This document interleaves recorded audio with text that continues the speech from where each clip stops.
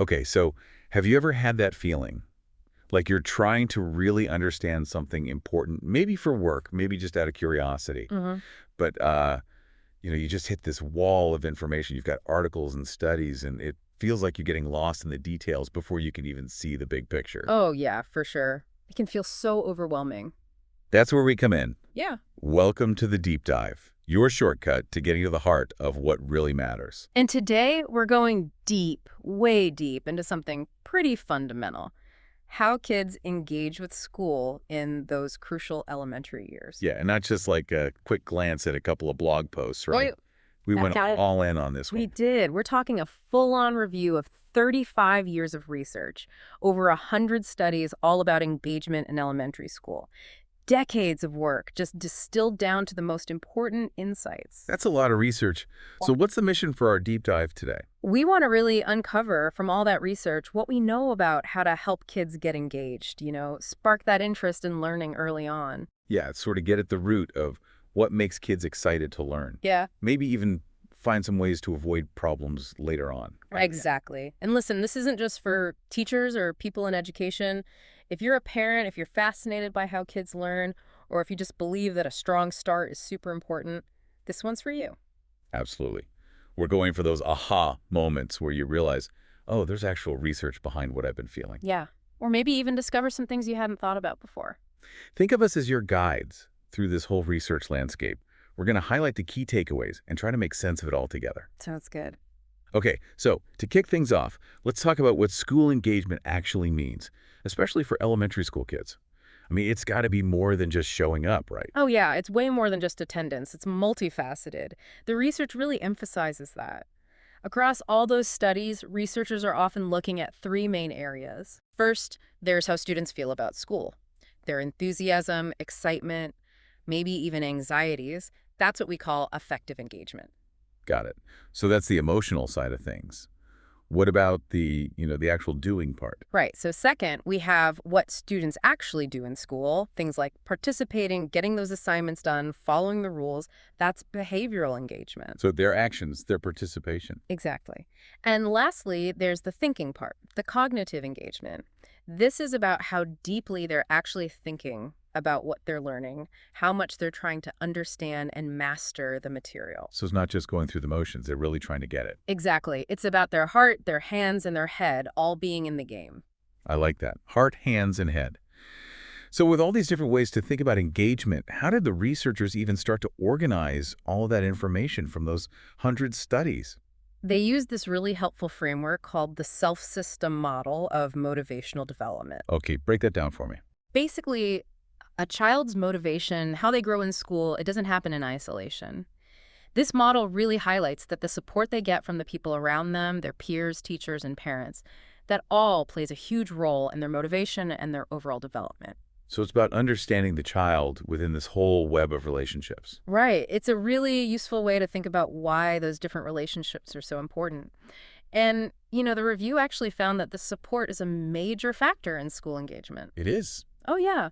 One of the most consistent findings across all that research was the really positive influence of good support from peers, teachers, and parents on how engaged those elementary school kids are. It's almost like a three-legged stool. Okay, I see what you mean. Like if one leg's weak or missing, the whole thing becomes unstable. Exactly. The child's engagement can really suffer.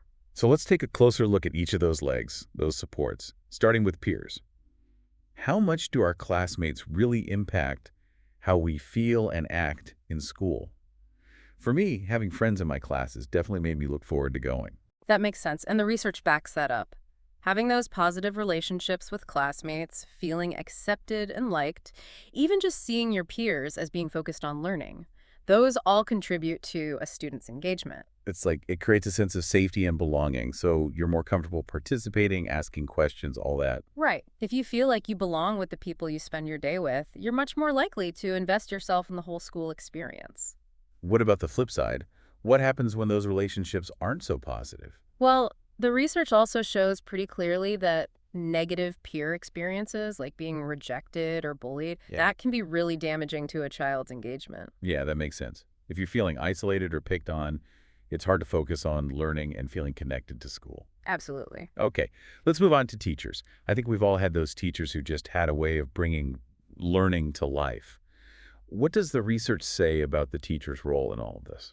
The quality of that teacher-student relationship is absolutely crucial. When students feel like their teachers really care about them, get them, and are invested in their learning, it can have a huge positive impact. It's that personal connection, right? Yeah. Feeling seen and understood by the person who's teaching you. Yeah, and what's really interesting is that teacher support can even influence how accepted a student feels by their peers. Really? It's like a ripple effect. A supportive teacher can help a student feel more connected to the classroom, which then boosts their overall engagement. And of course, that support directly impacts how engaged they are and how well they do academically. That makes a lot of sense. It's about creating that positive and encouraging learning environment where kids feel comfortable taking risks and participating. Okay, let's talk about the third leg of the stool, Hmm. parents. How much do parents actually influence how engaged their kids are in elementary school? Well, the research shows a strong link between parental influence and involvement, particularly when it comes to academics, and a child's behavioral engagement and their success in school.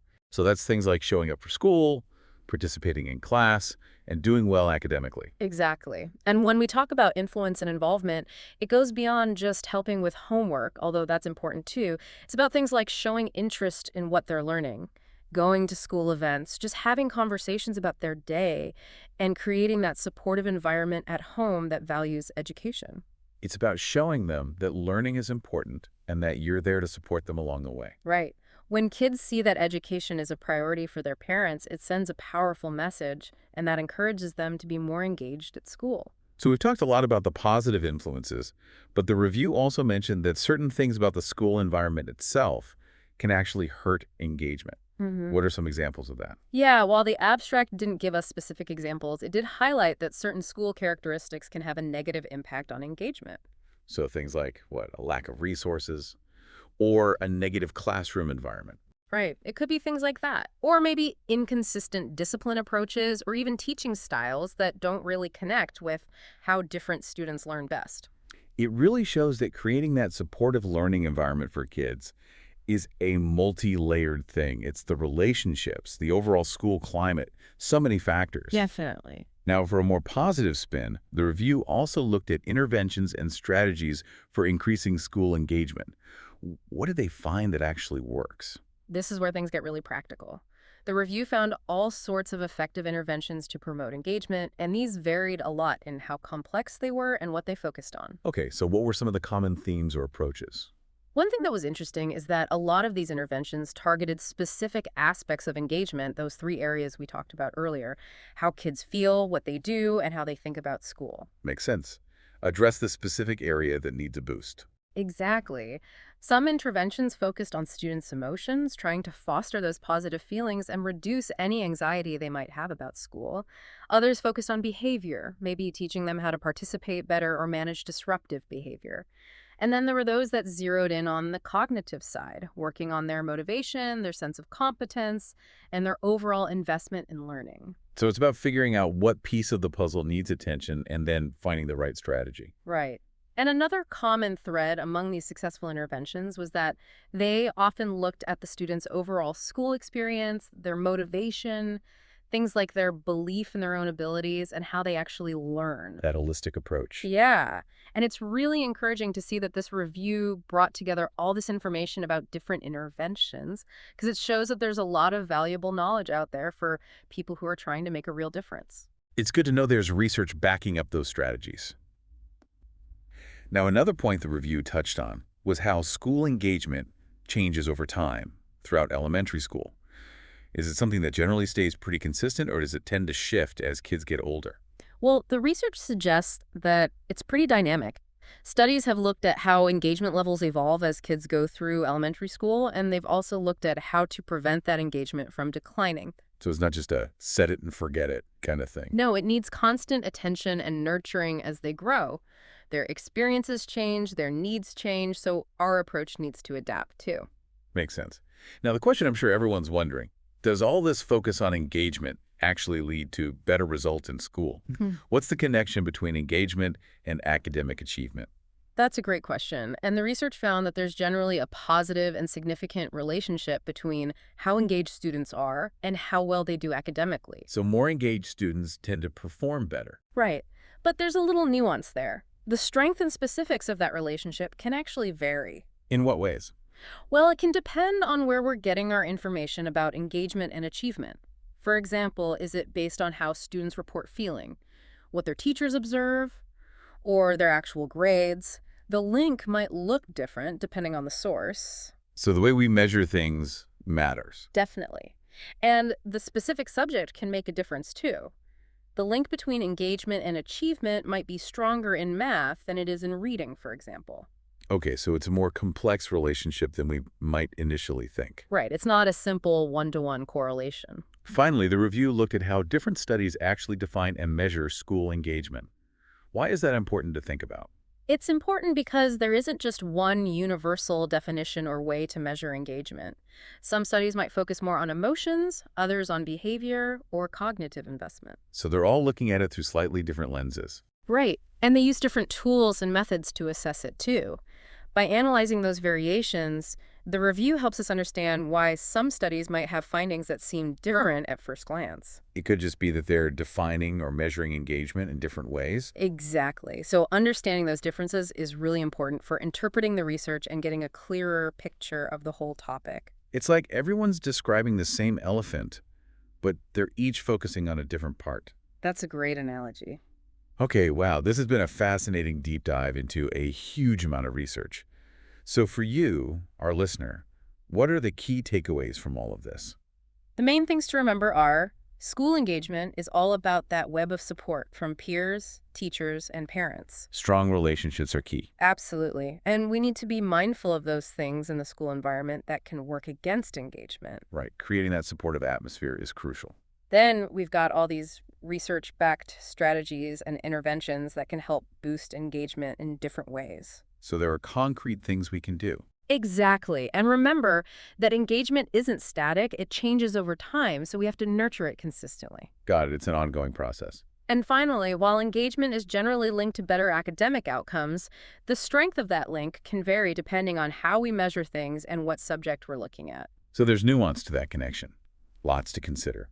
So as some food for thought for you, the listener, thinking about all of this, what's one area in a child's school experience where even a small positive change might have a ripple effect on their engagement and learning? Is it their friendships, their connection with a teacher, the support they get at home? It really is all interconnected. This deep dive has given you a great overview, but it's just the beginning.